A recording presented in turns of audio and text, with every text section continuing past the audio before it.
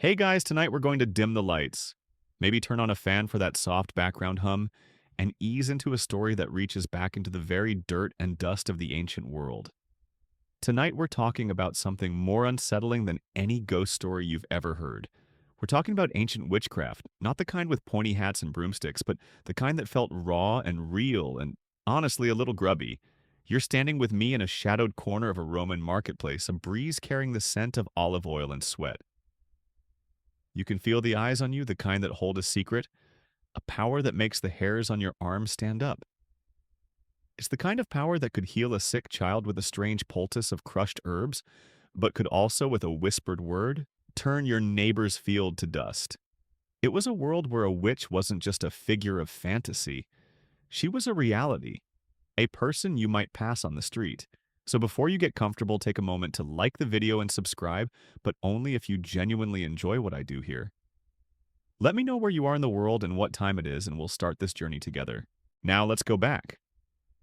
Let's go back to a time when the world was a much louder, much dirtier, and infinitely more confusing place. You are there standing in the middle of a muddy path in ancient Sumer, or perhaps wandering the sun-baked streets of a Roman city like Pompeii. You're not thinking about smartphones or Wi-Fi. You're thinking about the drought that's threatening your crops or the fever that's burning through your household. And you're looking for answers. You're looking for a solution that science hasn't offered yet because, well, science as we know it hasn't really been invented. This is the world that gave birth to the ancient witch. She wasn't always the evil, cackling figure of fairy tales.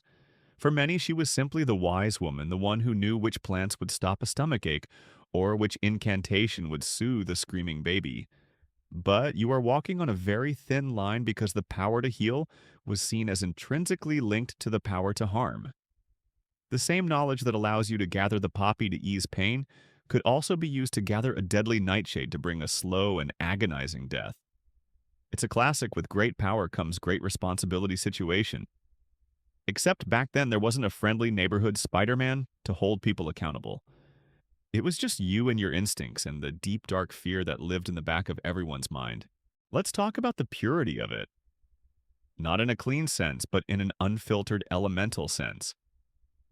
Ancient witchcraft didn't rely on flashy tricks or special effects. It was a practice rooted in the natural world and the grittiest, most disturbing parts of it. Think about the voodoo doll and effigy made to represent a person. You poke a pin in it, and the person feels pain. This is a common trope, but you are experiencing it for the first time. You see a doll made of wax and human hair, and you feel a shiver of pure cold dread. But the most unsettling part, this isn't a one-off thing. This is a practice called sympathetic magic, and it was a cornerstone of ancient sorcery across 1,000 cultures. It's the belief that effects like that you can influence a person through an object that resembles them or was once connected to them. If you can get a lock of your enemy's hair, you can use it to create a link. The very thought of it makes you want to get a haircut and then burn the clippings, doesn't it? It's practical, terrifying, and deeply personal. You see, for the ancients, the world was a living, breathing, and often hostile place. Every stream had a spirit, every tree a dryad. The wind wasn't just air moving, it was a god sighing or a ghost whispering. And to navigate this world to gain an advantage, you needed to learn its language. This is where the witch came in. She was the interpreter, the one who spoke the language of the spirits, the stones, and the stars. She wasn't an isolated hermit living in the woods. In ancient Sumer, for instance, magic was a highly organized profession with practitioners called ashipu, who specialized in counter magic and exorcisms. This wasn't a fringe practice. It was a legitimate part of the social and religious fabric. They were often hired by people to help them. This is a fact that might surprise you. You probably think of a witch as someone to be feared and hunted, but often they were sought out and revered at least for a time. But let's not romanticize it. While they might have helped you, they were also more than capable of hurting you. Ancient witches believed that power came from the most primal sources. They would use things that you would instinctively recoil from. Think about the Roman defictiones or curse tablets. These were thin sheets of lead or other metals inscribed with curses, then rolled up and often pierced with a nail. You would take this tablet with your carefully crafted curse on it, and you would bury it in a grave. The idea was that the spirits of the dead, the ghosts who haunted the underworld, would carry out your request. You can imagine the scene: a person skulking around a cemetery at night, a lead tablet clutched in their hand, muttering a dark prayer to the chthonic gods. It's less of a ritual and more of a crime scene, and it's exactly the kind of thing that makes you want to get your own personal security detail, or at least a really good fence. Historians still debate whether many of these practices were rooted in a genuine belief in their efficacy, or if they were a form of psychological warfare designed to instill fear and control. After all, if your enemy believes you have cursed them, they might just lose the will to fight, or they might succumb to an illness out of sheer psychosomatic fear. You have to wonder, did the person burying that curse tablet truly believe they were summoning a ghost to do their bidding? Or were they just hoping the rumor would get out and their rival would be too scared to compete? The truth is, both were likely at play. Belief was everything. The ancient world had no concept of a placebo effect. If you drank a potion and felt better, it was because the potion worked. If you felt ill after someone gave you a dirty look, it was because their evil eye had struck you. This is a crucial detail to remember. You are living in a world where your thoughts and beliefs have a tangible physical impact on the world around you. This is why a simple curse could be so devastating. It wasn't just a wish for harm, it was a concentrated dose of malevolence wrapped in the fabric of a shared belief system. Let's get into the nitty-gritty of some of these practices. We'll start with botany, because what is witchcraft without plants? But these weren't your grandmother's gardening tools. We're talking about things like mandrake root, which was believed to shriek when pulled from the earth. The scream was said to be so powerful it could kill you. So you would tie a dog to the plant and have it pull the root out, sacrificing the dog to save your own life. You are literally using a canine as a magical grenade. It's cruel, yes, but it shows you the stakes involved.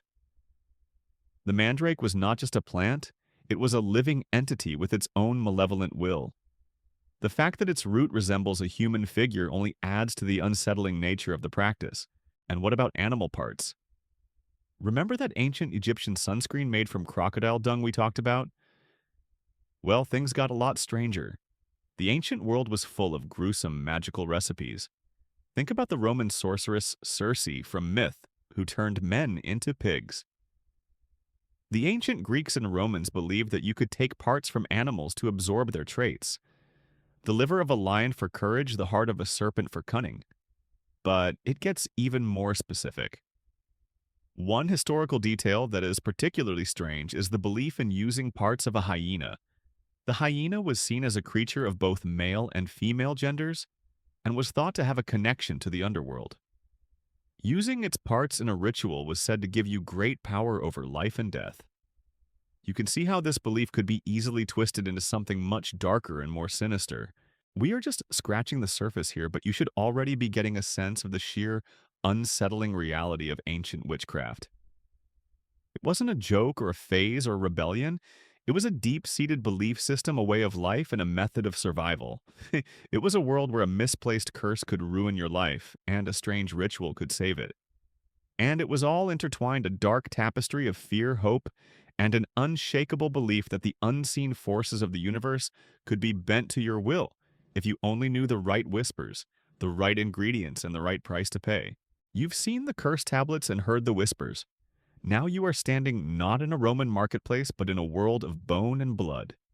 You are in the private sanctum of a Roman saga, a wise woman, or perhaps in the dark corner of a shaman's hut in Gaul. You are there to understand the most visceral, the most disturbing, and arguably the most powerful aspects of ancient witchcraft. Because if magic was a language, then blood and bone were its most ancient, most primal syllables. For the ancients, blood wasn't just a bodily fluid. It was the very essence of life, the spiritual river that flowed through your veins.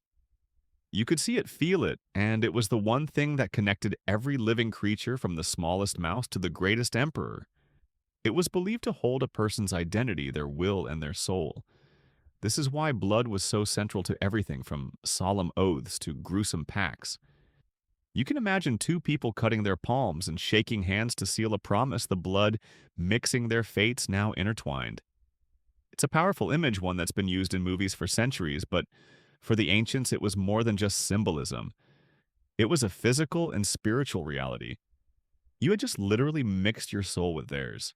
And if you're a witch, blood isn't just for making promises, it's for making power. The most common use was in blood sacrifices. You are kneeling beside a stone altar, not of a witch, but of a Roman priest, an augur. He is slitting the throat of a sheep, its blood pouring out and soaking into the earth. This wasn't considered magic in the way we think of it, but it was a form of appeasement, a direct offering to the gods. The blood was a payment, a form of spiritual currency meant to buy favor or to ward off disaster. But this same logic was twisted by those who sought a different kind of power. Instead of offering blood to the gods, they sought to use it as a tool themselves. You can see it in the lore of ancient Thessaly in Greece, where witches were said to be able to pull down the moon itself from the sky. They would do this by performing rituals involving blood. It's the ultimate act of hubris to try and command a celestial body. The blood would be an offering to chthonic deities, the ones who resided below the earth, not in the heavens. It was believed that the more potent the blood, the more potent the ritual. So, while a sheep might suffice for a prayer, a human life, or even a drop of your own blood given in the right way, was believed to unlock truly terrifying power. The idea was that you were not just giving an offering, you were giving a piece of yourself. It's like you're logging into the spiritual internet with your own DNA. And what about bones? They were even more potent in some ways. Blood is temporary. It flows and then it's gone. But bones are forever. They are the scaffolding of the body, the last things to remain after the flesh has turned to dust. For the ancients, this meant bones were the final resting place of a person's spirit, or at least a powerful echo of it. This is a common historical fact. Many ancient cultures believed that the bones of the dead held a person's life force and memory and could be used to communicate with them or to channel their power. This is why grave robbing was such a heinous crime. Not only were you disrespecting the dead, but you were stealing a powerful magical artifact. You are walking through a cemetery at night, a cool breeze raising goosebumps on your arms. You are not here for morbid curiosity. You are here to acquire a tool. Maybe it's the bone of a famous warrior believed to carry his courage. Or maybe it's the skull of a poet believed to whisper forgotten verses. But the most disturbing of all is the bone of someone who died a violent or unnatural death. Someone who died with rage in their heart or a curse on their lips. The bones of the murdered, the executed, or the unburied were considered reservoirs of incredible wild power. The spirit was not at rest, and you could tap into its rage. It's a bit like buying a haunted house and hoping you get a good ghost. You're playing with fire and you know it. Now let's get into a detail that is so specific and so unsettling you probably won't find it in any fantasy novel. It's the use of the fat of a corpse, specifically one from a hanged criminal. This was considered a potent ingredient in many dark rituals, especially those related to breaking into houses or binding an enemy. The belief was that the corpse, having died a miserable and public death, had a kind of leftover energy, an eerie and restless power. The fat, which was easy to render, was thought to hold this energy. You can imagine the scene: a witch, a Roman saga, or a Germanic cider practitioner meticulously collecting this gruesome material, maybe from the execution site itself, to use in a candle or a salve. It's a level of raw, unfiltered reality that makes you thankful for modern lighting and the invention of security cameras. It reminds you that the ancient world didn't have the same squeamishness we do today. They were willing to get their hands dirty, or in this case greasy, for a chance at power. And let's not forget about other bodily fluids and organs. The use of menstrual blood in love potions was a common, though deeply forbidden practice across many cultures. It was believed to hold a powerful life-giving and binding energy. To put it another way, it was a very personal form of sympathetic magic. You are using a piece of your very identity to ensnare someone else. Think about the audacity of it, the sheer will to control another person. It wasn't about love, it was about possession. And it shows you that ancient magic was not always about grand world-shaping events. Sometimes it was about the small, petty, and deeply personal desires that drove people to do terrible things. The use of these organic ingredients highlights a key part of the ancient mindset. Magic was not a separate dimension. It was woven into the very fabric of the physical world. The power was in the dirt, the trees, the animals, and in your own body. This is a crucial difference from a lot of modern fantasy where magic is something you have to learn from a book or get from a special wand.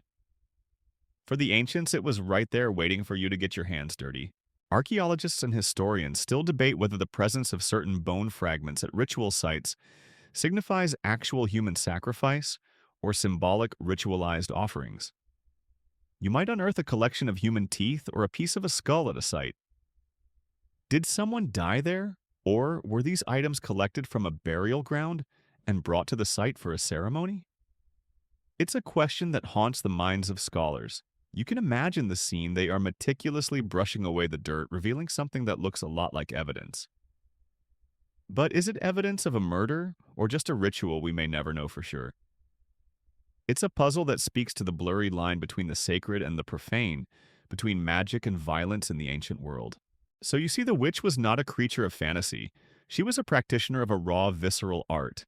She used what was available: the blood, the bones, the very stuff of life and death. The rituals were not clean. They were messy, they were gruesome, and they were in a very real way deeply unsettling. They force you to confront the darker side of human nature, the side that is willing to use anything or anyone to get what it wants. You've felt the weight of the blood and the permanence of the bone. You've seen how the ancients believed in a physical, visceral connection to power. Now let's ease into a different kind of magic, one that feels even more insidious, more subtle, and perhaps more terrifying because of its simplicity. We're moving from the material to the symbolic, from the very dirt you walk on to the unseen threads that connect everything. We are talking about the dark art of sympathetic magic, the world of effigies and personal belongings. Think about it this way. What if you didn't need a person's blood to hurt them? What if you just needed a piece of them? A lock of their hair, a clipping from a fingernail, even a piece of cloth from a tunic they wore. To the ancient witch, these things weren't just trash. They were a living, breathing extension of the person they came from. It was their spiritual fingerprint. You can imagine a woman carefully picking a single hair from her rival's cloak, a tiny, almost invisible act that held the potential for ruin. It's like leaving a digital trail, but instead of data, you're leaving pieces of your soul out there for someone to grab. This is the core principle of sympathetic magic. The part represents the whole. This idea manifested itself most famously and most disturbingly in the form of effigies. You are sitting in the corner of a dimly lit room. The air smells of wet earth and beeswax. In front of you is a small figure crudely made from clay or wax, maybe even a bundle of rags tied with a string. It's not a detailed sculpture, it's just a rough approximation, a stick figure, but you know who it is supposed to represent. It's a doll, a representation, an effigy. And as you watch, the witch takes a long, thin bronze needle and pushes it slowly, deliberately into the effigy's clay leg. You flinch, you can't help it. The idea is that your enemy miles away would feel a sharp, inexplicable pain in their own leg, a searing ache that would make them stumble or fall. It's the ultimate low-tech malware, a virus transmitted through belief. This wasn't just the stuff of ancient legends. It was a common historical fact. The use of wax or clay effigies to inflict harm was well documented in ancient Greece and Rome, and even in ancient Egypt. These figures, often called kolossoi, were not used for frivolous reasons. They were used to gain an advantage in court, to win the heart of a lover, or to curse a business rival. You can almost hear the whispered requests. Make him stumble as he speaks before the judge, or make her desire only me. It was a form of remote control, a way for people to influence others without ever having to confront them. It's a coward's magic, but it's also the magic of the desperate and the powerless. But it gets even more disturbing. It wasn't just about making someone feel pain, it was about binding them. You would make an effigy of your rival, and then you would bind its hands and feet with string or wire. Then you would place a nail through its chest or head and bury it in a grave. The idea was that the curse would be taken down into the underworld by the spirits of the dead, where it would permanently bind the victim's will and mind. You are essentially condemning your enemy's very spirit to a kind of living death. They would lose their voice, their motivation, their very spark of life, all because of a little wax doll buried in a cold, dark place. The thought of it makes you want to check your own backyard just in case. This same principle of sympathetic magic can be seen in the Roman curse tablets or defictiones, which we talked about briefly before. They are a perfect example of a formal, ritualized use of this magic. You would take a thin sheet of lead, a soft, easily engraved metal, and you would scratch a curse into it with a stylus. The curses were often very specific, naming the victim and the desired outcome. For example, a curse against a chariot racer might read, "I bind the legs of racer's name and the speed of his horses." A rival business owner might be cursed to have his business fail, his money to vanish, and his customers to turn away. You can find thousands of these tablets in archaeological sites. This tells you two things: first, that people had a lot of enemies, and second, that they truly believed this worked. Now, for a specific, little-known detail, one type of curse was used to win a race chariot. Races were a big deal in ancient Rome, the Super Bowl of their day. A sorcerer might be hired by a team owner to curse their rivals. And how would they do it? By using a specific form of sympathetic magic. They would take a rooster's foot. The rooster was a symbol of fighting and aggression, and they would bind it with the hair of the opposing driver. Then they would wrap it all up in a piece of lead with a curse on it and bury it by the starting line of the track. The idea was that the rooster's foot would make the driver trip and fall, causing a crash. You have to wonder, did it ever actually work? We will never know. But it shows you the lengths people would go to for an advantage, even if it was based on nothing more than superstition and the fear of the unseen. It's a reminder that ancient life was a high-stakes game, and people were willing to play dirty. But let's step back and consider the deeper meaning of all this. Scholars continue to debate whether the widespread use of curse tablets was a form of sanctioned social protest for those without legal power, or a purely malevolent magical act. Think about it. If you were a slave or a poor citizen, you had no recourse in the legal system. You couldn't sue someone who cheated you, and you couldn't get justice for an insult. But you could go to a witch. You could pay her a small fee to write a curse tablet for you. It was a way for the powerless to strike back, to feel that they had some agency in a world that had none for them. It was a way of evening the score, of saying, I may not be able to hurt you in court, but I can hurt you in the unseen world where the gods and the spirits are my lawyers. This is what makes this kind of magic so compelling. It's not just about gruesome rituals or strange ingredients. It's about the human desire for control in a world that felt completely out of control. It was a world where a plague could wipe out your entire family, where a bad harvest could lead to starvation, and where a single powerful person could ruin your life without a second thought. Sympathetic magic, in all its disturbing forms, was a way of taking some of that power back. It was a way of whispering a curse into the darkness and believing with all your heart that the darkness would whisper back. You felt the chilling power of the effigy and the unseen curse. You've seen how they could bind your will from a distance. Now let's move into a form of magic that is more insidious, more intimate, because it works from the inside out. We are stepping into the garden of the ancient witch, a place that is less like a peaceful retreat and more like a pharmacy of doom. Because what we're talking about here are botanical poisons and mind-altering substances, the kind of enchantments that could change your reality or end it with a single drop. In the ancient world, the line between medicine and poison was as thin as a spider's silk. The very same plant that could cure a fever in a tiny dose could bring about a swift and agonizing death in a slightly larger one. The witch was a master of this, a pharmacist of the shadows. She knew every plant in her region, knew its properties, and, most disturbingly, knew exactly how much of it to use to get the desired effect. This is a common historical fact. Many of the plants used in ancient magic were part of a class of herbs known as Solanaceae, or the nightshade family, which included deadly nightshade mandrake and henbane. These were not harmless plants. They were powerful alkaloids that in the right hands could be used for incredible good or for terrible evil. Think about the most famous example of ancient poisoning hemlock. You know the story of Socrates. He was sentenced to death by drinking a cup of it. This wasn't some kind of magical act, but it shows you that ancient peoples were well aware of the deadly power of plants. The witch, however, would take this knowledge a step further. A poison wasn't just a tool for assassination, it was a form of enchantment. She could use a weakened dose to incapacitate an enemy, to make them stumble during a speech, or to cause them to fall ill, just long enough to miss a crucial meeting. It was a kind of biohacking, but the ancient, slightly more lethal kind. But what really made these botanical arts so disturbing was their ability to alter the mind. The witch was not just a poisoner, she was a reality bender.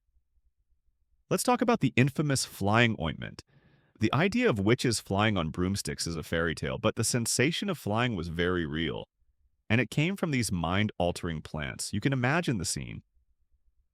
The witch takes a mixture of hallucinogenic herbs like deadly nightshade and henbane, and she grinds them into a thick paste with animal fat, maybe from a goose or a pig.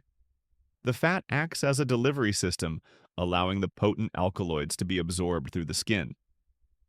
She would apply it to her armpits, her temples, or her genitals, the parts of the body that absorb things most easily. Now you are lying on the floor, your head spinning. You are not flying, but your mind thinks you are. You feel a lightness in your limbs, a strange and powerful disassociation from your body. You feel like you are floating, soaring, maybe even transforming into an animal. The world around you melts away, replaced by a vivid, swirling landscape of dreams and nightmares. You are no longer in the room. You are somewhere else entirely, a place where spirits speak and demons whisper secrets. It's a terrifying, disorienting experience. This is what the witch was doing. She wasn't just taking a drug. She was entering a different reality, and she was doing it intentionally. It's like the original virtual reality headset, but instead of pixels, it's all chemicals and pure terror. A little-known detail about this practice is the use of stramonium, or Jimson weed. This plant, also in the nightshade family, was often used in rituals for divination and to induce visions. But unlike the flying ointment, which was a kind of solo journey, stramonium was sometimes used on others. A witch could give a person a very small, almost undetectable amount of the herb to put them into a strange, confused state. They might start speaking in a confused manner, revealing secrets they didn't intend to. The witch in turn would interpret this as a form of divine inspiration, or as the truth being revealed. It was a form of manipulation, a way to trick someone into giving up information they would never have willingly disclosed. It's a bit like a medieval polygraph test, but with far more unpredictable and unsettling results. So you can see how the botanical arts were not just about casting spells. They were about a kind of chemical warfare, a way to manipulate the minds and bodies of your enemies. The witch's knowledge was a kind of secret science passed down from generation to generation. She knew how to poison you, how to make you see things that weren't there, and how to make you believe things that weren't true. It's a level of control that feels far more real and far more frightening than any talking skull or curse tablet. Anthropologists and historians still debate whether the use of hallucinogenic plants was a purely pharmacological endeavor, or if it was a sacred practice intended to genuinely connect with the spirit world. You can imagine a group of people sitting around a fire drinking a strange concoction, believing they are speaking to their ancestors. For them, it wasn't a drug trip. It was a holy experience, a spiritual journey to the other side. But was it, or was it just a powerful chemical reaction in the brain, interpreted through the lens of their culture and beliefs? We will never know for sure, but the very fact that this question exists tells you how intertwined the mundane and the magical were in the ancient world. In the end, the witch's garden was a place of both healing and harm, a place where a single plant could be a blessing or a curse. Her power wasn't just in her words or her rituals, it was in her hands, in her knowledge, and in her deep, unsettling understanding of the natural world. It was a power that you could never see coming, a poison that could enter your body with a smile and an enchantment that could change your reality forever. You've learned about the power of the blood, the bone, the effigy, and the plant. You've seen how the ancient witch could weave a web of influence over the physical and mental world. But now we have to talk about the most unsettling, most disturbing chapter of all. The one that crosses a line so clear and so dark it still chills you to your core. We are talking about the ultimate, most terrible price, the purported offering of children, and the forging of dark pacts with things that lurk in the shadows. In the ancient world, it was widely believed that the greatest power required the greatest sacrifice.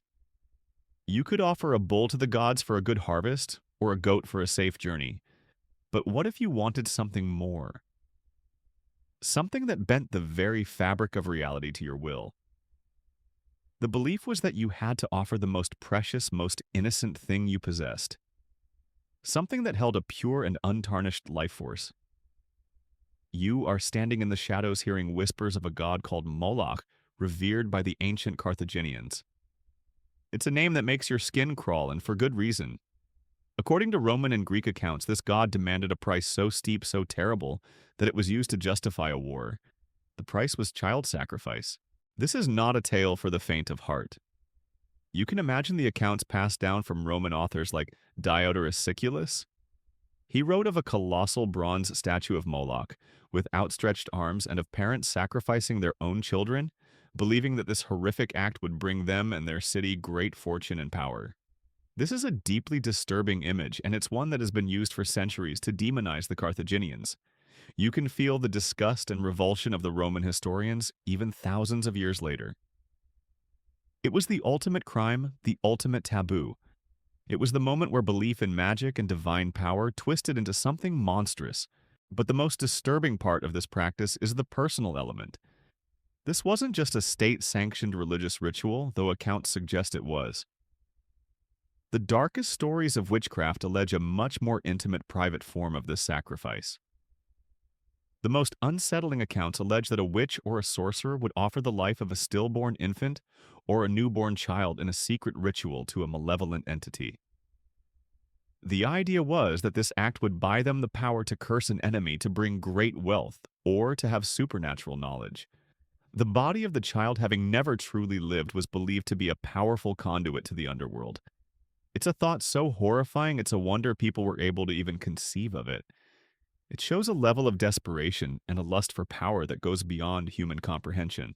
And this leads us to the Dark Pact. The idea of making a deal with a demon, an ancient entity, or a devil has its roots in this very kind of thinking.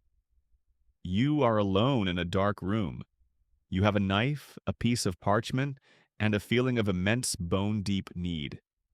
You have been wronged, you have lost everything, and you see no other way. You know that to get the power to fix your life, you have to offer something in return. So you write a contract. You write a promise to the unseen forces, maybe a promise to serve them or to give them something of yours. And you seal it with the most sacred thing: you have a drop of your own blood.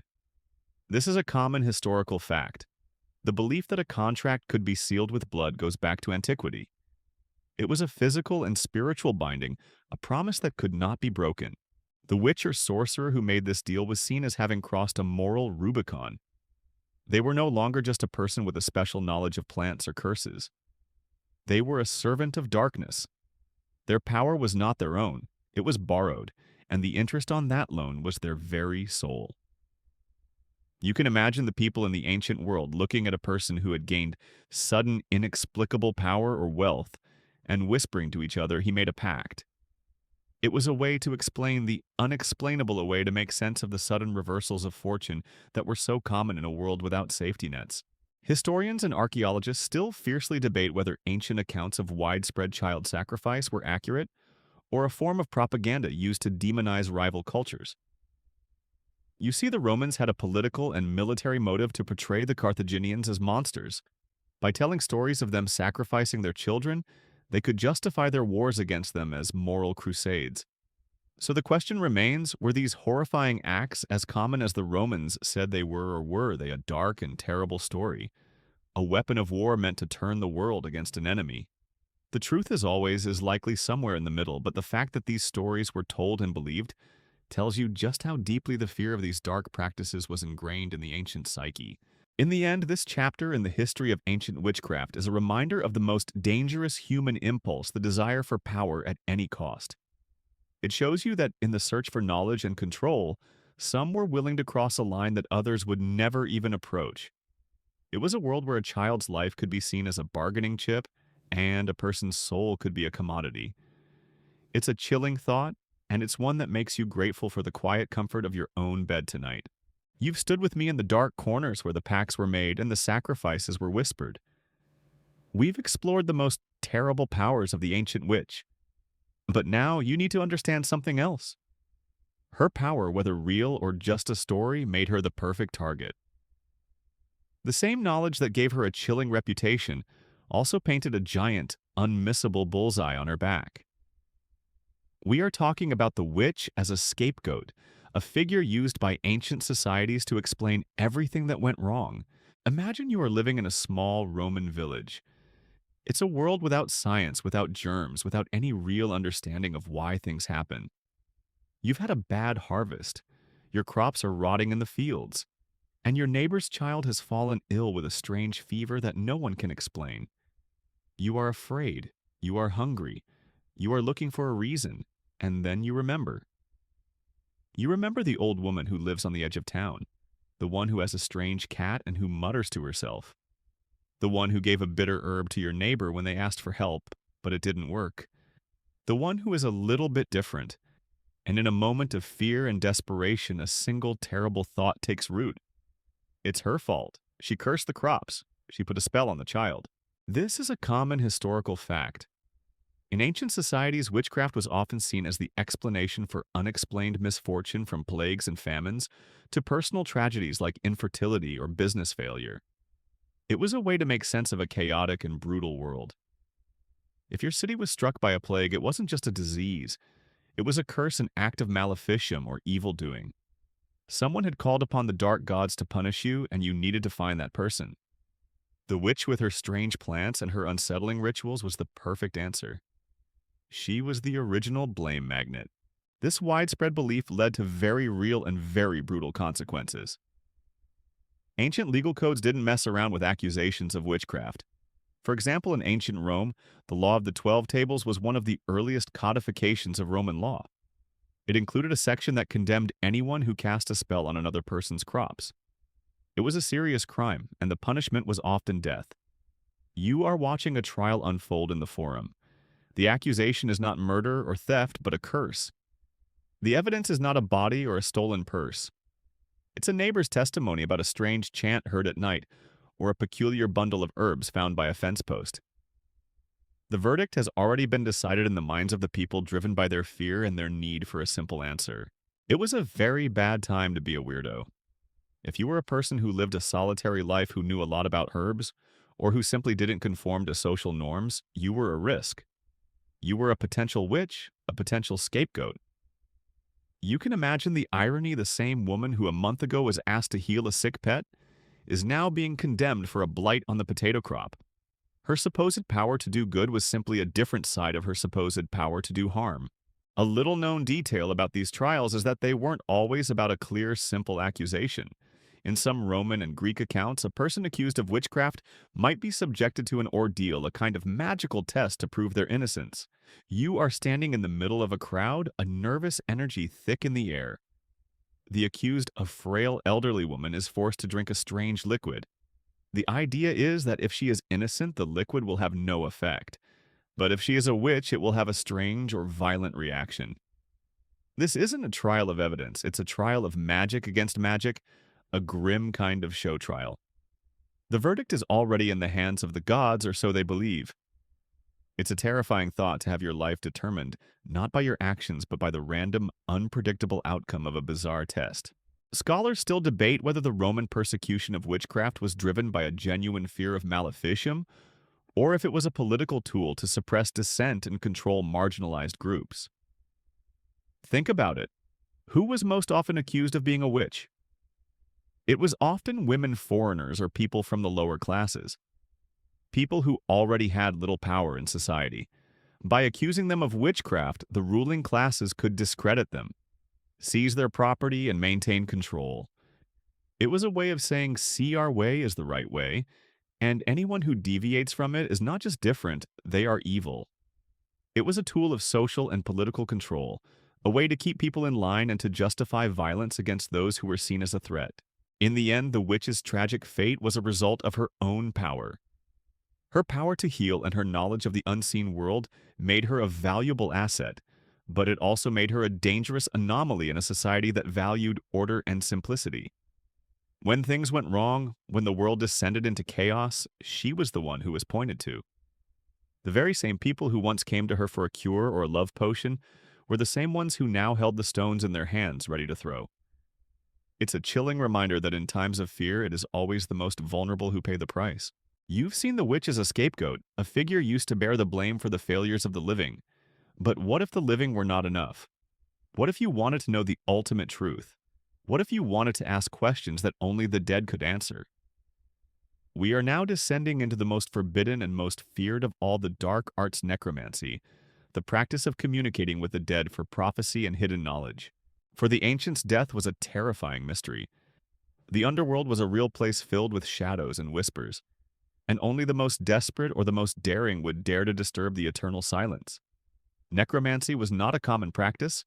It was the last resort of a king who needed to know his fate, a grieving parent who needed to speak to a lost child, or a person who was looking for a way to get justice for a crime no one else would solve. It was seen as the most powerful form of divination, because the dead, having passed beyond the veil, were believed to hold all the secrets of the future and the past. A common historical fact is that this practice was so well known it was even a key plot point in ancient literature. In Homer's The Odyssey, the hero Odysseus travels to the edge of the world, to the entrance of the underworld itself. He doesn't just walk in, though. He has to perform a gruesome ritual to call the dead to him. You can feel the cold stone beneath your knees as you dig a shallow pit. You pour in an offering of milk, honey, and wine, and then for the final act you slit the throats of two black sheep, letting their blood flow into the pit.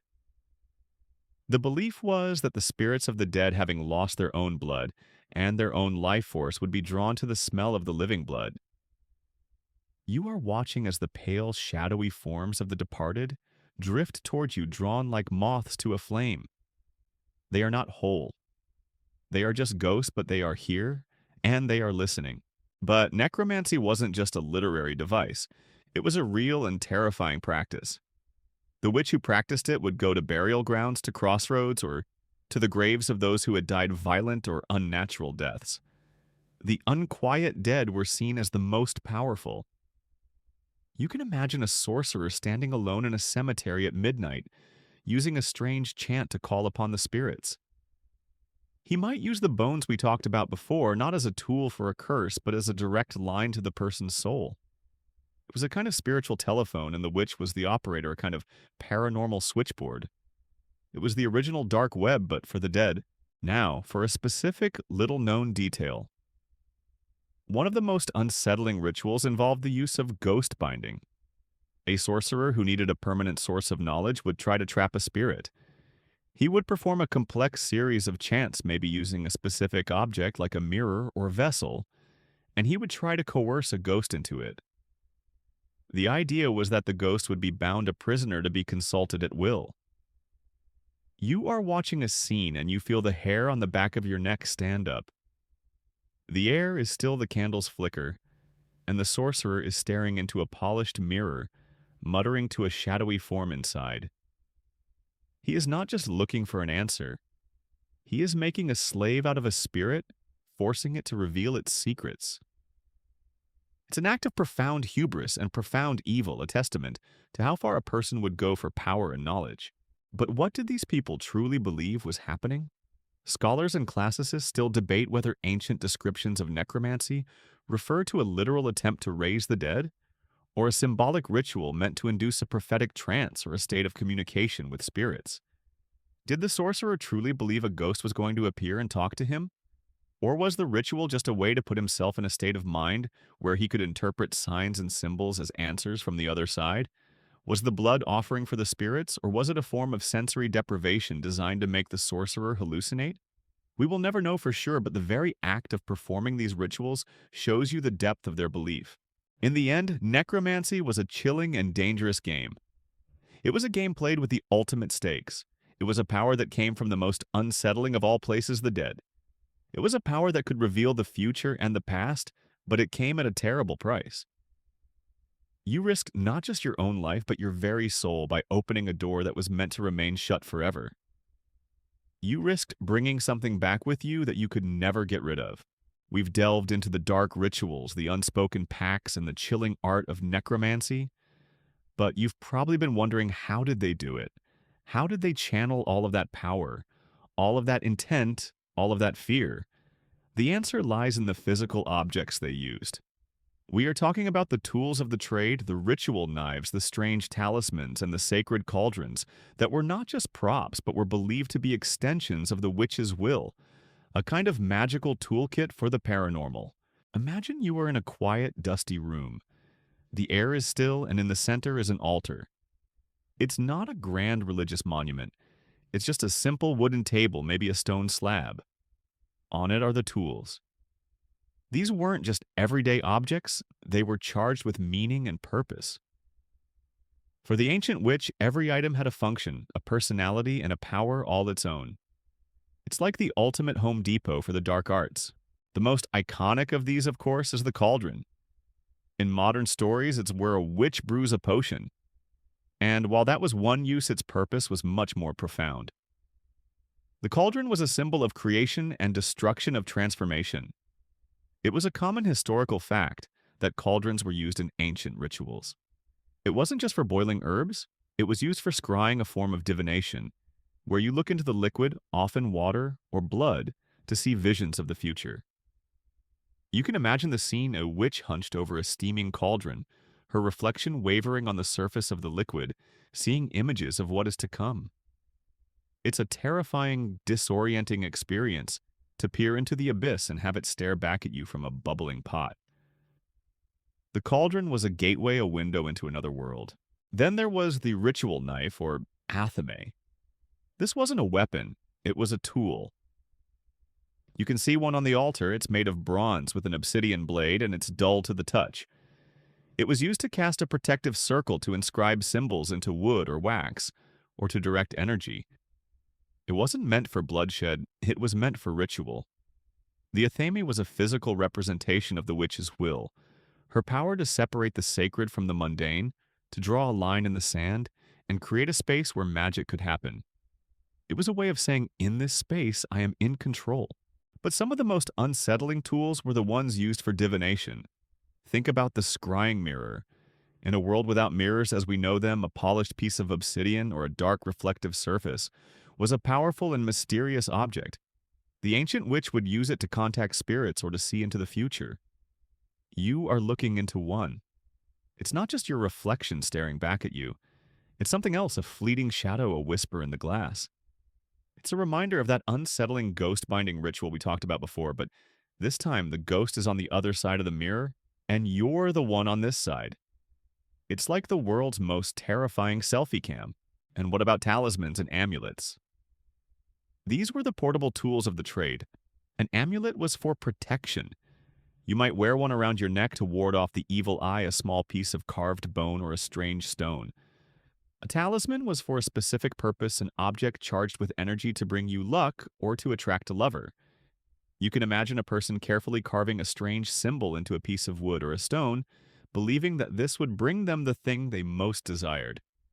It was a form of personal, everyday magic, a way to carry a piece of the supernatural with you wherever you went.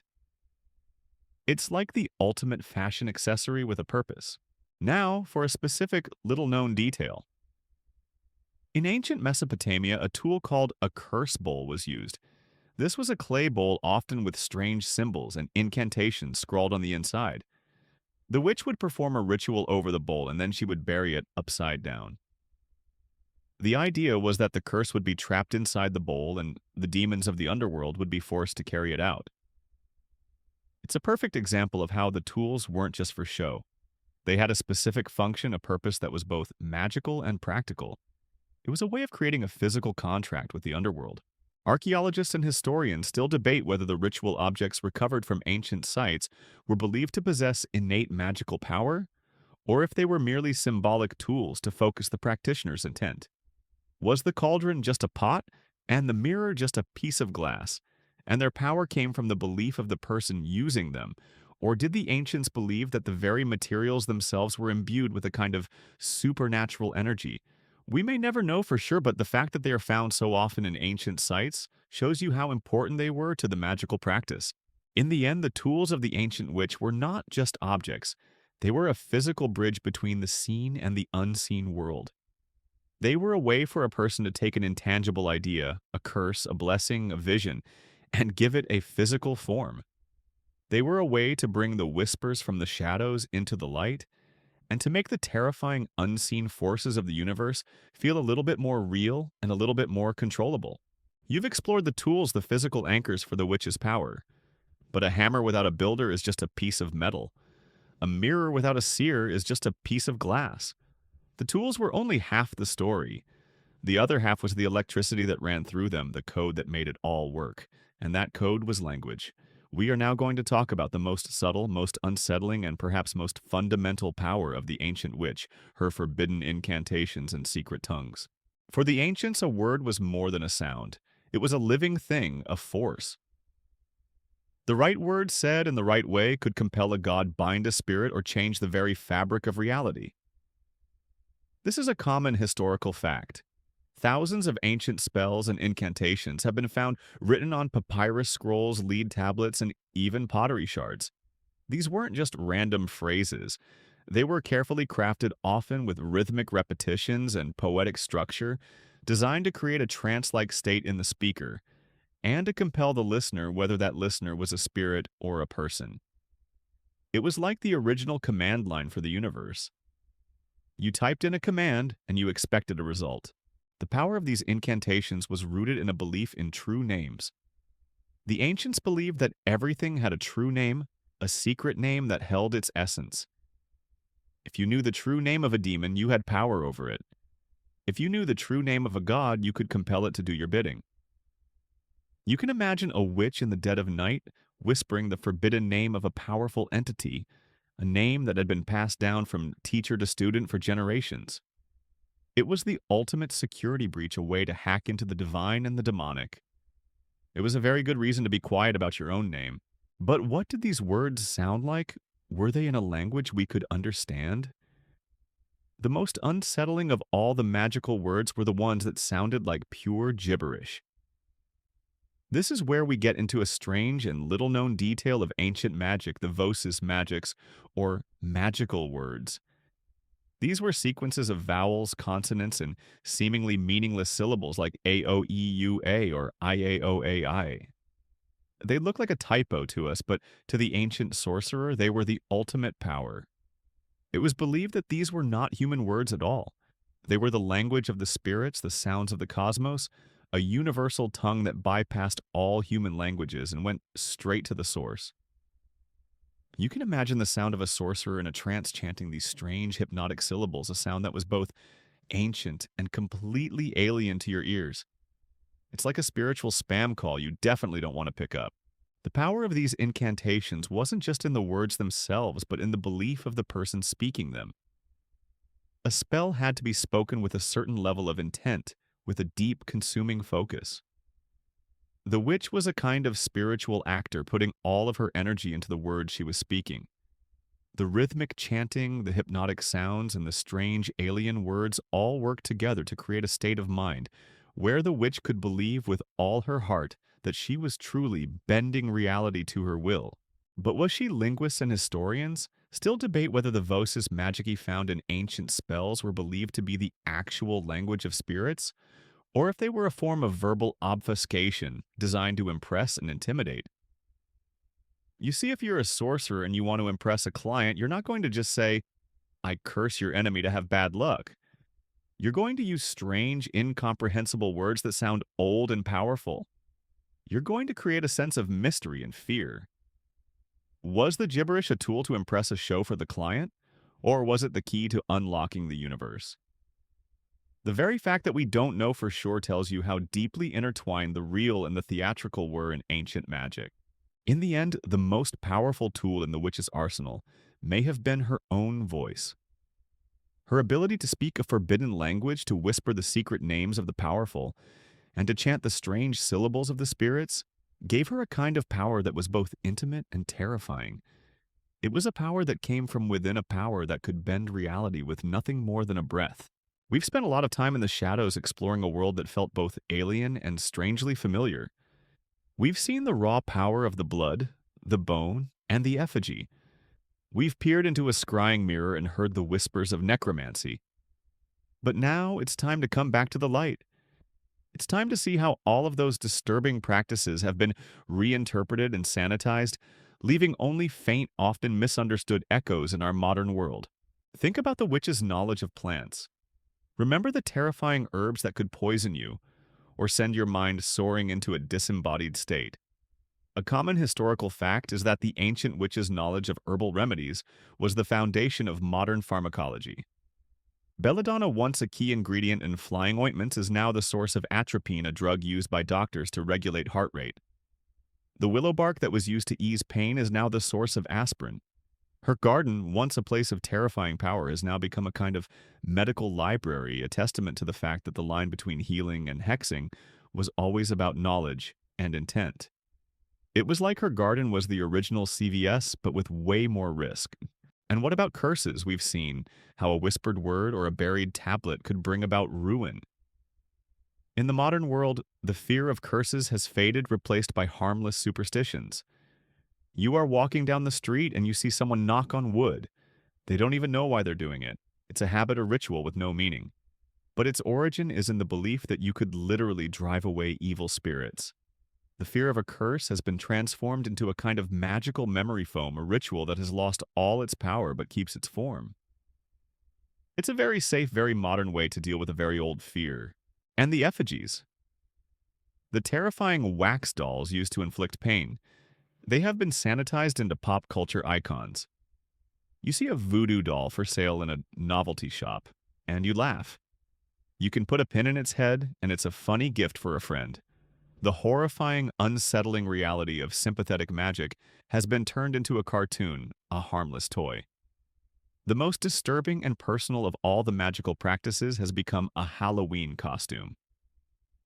The terrifying soul-binding effigy is now the original action figure with all the threat removed. A little-known detail about this legacy is the witch bottle, a practice that has ancient roots and still shows up in modern folklore. In ancient times, people would fill a jar with strange objects, nails, hair urine, and even menstrual blood, and bury it in their yard or in the walls of their house to ward off a curse. It was a kind of anti-curse, a way to trap malevolent energy, but the practice still exists. Archaeological digs sometimes uncover these jars in old houses. It's a reminder that even as the world changes, the old fears, the old beliefs, and the old rituals still have a way of lingering on just beneath the surface of the ground. And so we are left with a final open question. Scholars and folklorists still debate whether the popular reinterpretation of ancient witchcraft has honored its spiritual legacy, or if it has completely trivialized a powerful and often terrifying historical practice. Have we lost something by turning a horrifying reality into a fun myth?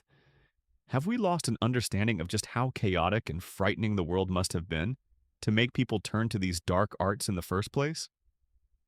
Or have we just moved on and in doing so found a way to leave the darkness where it belongs in the past? In the end, the disturbing practices of ancient witchcraft were not a fantasy. They were a reality. They were a raw, unfiltered response to a world that was beyond comprehension. The witch was not just a figure of evil, she was a master of her time, a person who understood the world's secrets in a way no one else could.